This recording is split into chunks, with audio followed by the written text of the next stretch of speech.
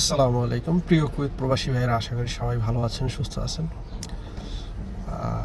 কুয়েতে আসলে শীতের আগমন, সবাইকে শীতের শুভেচ্ছা। এবং বিগত কয়েকদিন থেকে আসলে কুয়েতে প্রচুর পরিমাণে কুয়াশা বা রতুবা, যেটাকে বলি আমরা কুয়েতে যারা থাকি রতুবা নামে পরিচিত। আসলে আমরা বাংলাদেশিরা যেটাকে আসলে কুয়াশা বলি, সেই ঘন কুয়াশায় আমরা কুয়েতে আসলে দেখতে পাচ্ছি।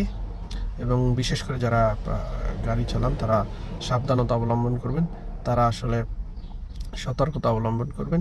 কেননা বিশেষ করে রাত্রে সন্ধ্যার পর থেকেই আসলে প্রচণ্ড পরিমাণে কুয়াশা দেখা যায়। এবং একটু অসাবধানতা আসলে বড় একটি সারা জীবনের জন্য কান্না বলতে পারেন, বড় একটি দুর্ঘটনা ঘটে যেতে পারে আসলে একটু অসাবধানতার কারণে।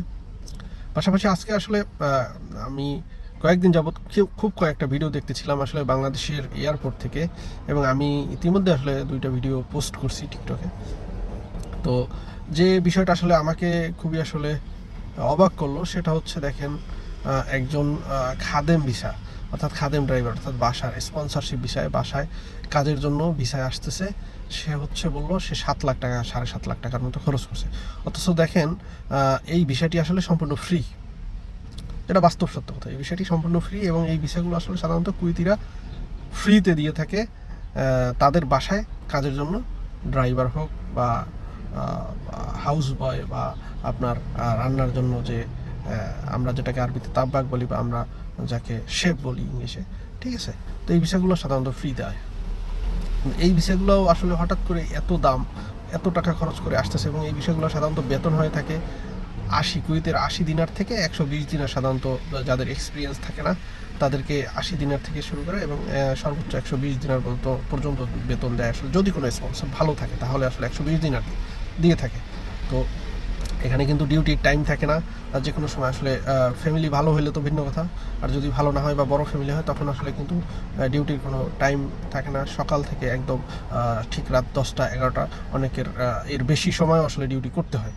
তো এই বিষয়গুলো আসলে আপনাদের জেনে বুঝে আসা উচিত। এবং বিশেষ করে স্পন্সরশিপ বিষয়গুলো সাধারণত ফ্রি হয়ে থাকে, কিন্তু এত টাকা নিয়ে আসলে বা এত টাকা দিয়ে আসলে ভিসায় এইসব বিষয়ে আসাটা কতটা যুক্তিযুক্ত আপনারা কমেন্ট করে জানাতে পারেন। বা আপনারা যারা আমার কুয়েত প্রবাসী ভাইরা আছেন আপনারাও আসলে আপনাদের ইনকামের উপর এই বা কুয়েতের বর্তমান পরিস্থিতিটা আসলে তুলে ধরতে পারেন। এবং এই যে ভিসা সংক্রান্ত বিষয়গুলো নিয়ে আমাদের যারাই আসলে অনলাইনে যারা অ্যাক্টিভিটিস আছেন, যারা অনলাইন অ্যাক্টিভিটিস আছেন, তাদের আসলে এই বিষয়ে আরও বেশি বেশি কথা বলা উচিত। সতর্কতা বিষয়টা টোটাল, এই যে কুয়েতের ভিসা সংক্রান্ত বিষয়টা যাতে মানুষ জানতে পারে, যাতে কেউ প্রতারিত না হয়, এই বিষয়ে আপনাদের আমি আশা করি যে সবাই কথা বলার চেষ্টা করবেন। এর বাইরে আরেকজনের ভিডিও দেখলাম মাজরার ভিসা, অর্থাৎ কুয়েতের কৃষি সেক্টরের ভিসা। মাজরা অনেকে বুঝতে নাও পারি, আমরা আরবি ভাষায় মাজরা বলে।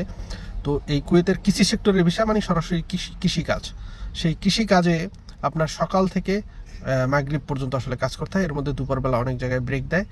সকালে আপনার ফজরের পরপর অর্থাৎ সকালে 5টা বা 5:30 6টা থেকে কাজে যেতে হয়।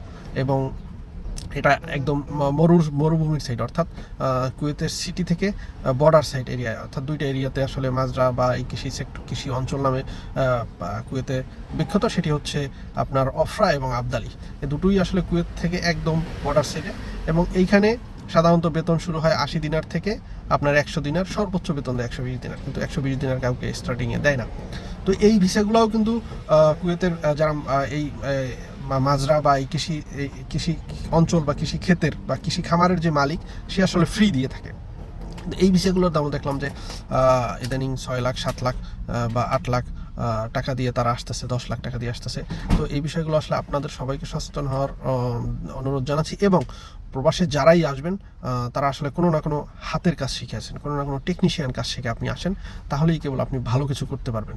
এবং ভবিষ্যতে আসলে গিয়ে আপনি আপনার কর্মদক্ষতার মাধ্যমে আপনি অনেক বেশি টাকা ইনকাম করতে পারবেন, উপার্জন করতে পারবেন, এবং আপনি আপনার পরিবার এবং দেশকে আসলে রেমিটেন্স দিয়ে উপকৃত করতে পারবেন। আমরা সাধারণত বাংলাদেশিরা কেউই আসলে আপনার যে কাজ শিখে আসি না, গিয়ে শিখবো, এইটা আসলে আমাদের ভ্রান্ত ধারণা, ভুল ধারণা। এবং পরবর্তীতে যখন ওই ব্যক্তিটি আসলে প্রবাসে আসে, সে আসার পরে বুঝতে পারে আসলে যে সে কাজ না শিখে আসার কারণে সে কত সমস্যার সম্মুখীন হচ্ছে বা কত কষ্টে জীবনযাপন করতেছে। এর বাইরে কোম্পানির ভিসা, অর্থাৎ কোম্পানির ভিসাগুলোর মধ্যে বাংলাদেশিদের জন্য সবথেকে বেশি চালু আছে বা যেটি সবথেকে বেশি বাংলাদেশি নাগরিক আসে, সেটি হচ্ছে গভর্নমেন্ট প্রজেক্ট বা আমরা যেটাকে আকুথুগনি ভিসা বলি, গভর্নমেন্ট প্রজেক্ট ভিসাগুলোতে আসলে বেতন 8 ঘন্টা ডিউটিতে বিভিন্ন গভর্নমেন্ট সেক্টরের অফিসে ক্লিনার হিসাবে আসলে নেওয়া হয়। ক্লিনার এবং আপনার টি বয়, এই দুইটা সেক্টরেই আসলে মূলত বাংলাদেশিরা কাজ করে গভর্নমেন্ট সেক্টর। এর বাইরে হচ্ছে বলদিয়া বা আপনার যেটাকে আমরা পৌরসভার ক্লিন কর্মী যেটাকে বলি, অর্থাৎ যেটা যে সড়কে যারা আসলে ক্লিন করে।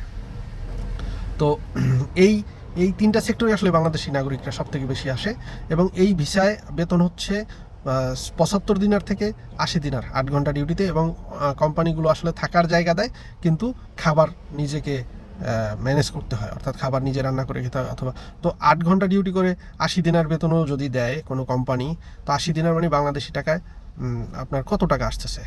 32,000 টাকার মতো সামথিং।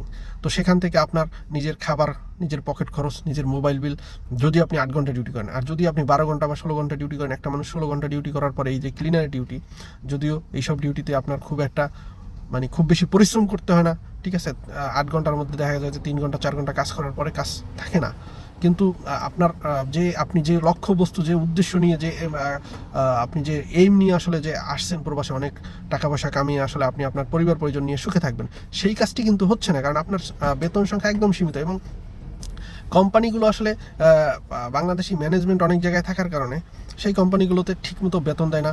ছুটির সময় ছুটিতে যাইতে গেলে আসলে তাদেরকে হয়রানির শিকার হতে হয়, ম্যানেজারকে খুশি করতে হয়, ফোরম্যানকে খুশি করতে হয়, বাট ভালো ডিউটি প্লেজে যাইতে হলে খুশি করতে হয়, বিভিন্ন ধরনের হয়রানির শিকার হতে হয় আসলে কোম্পানিগুলোতে।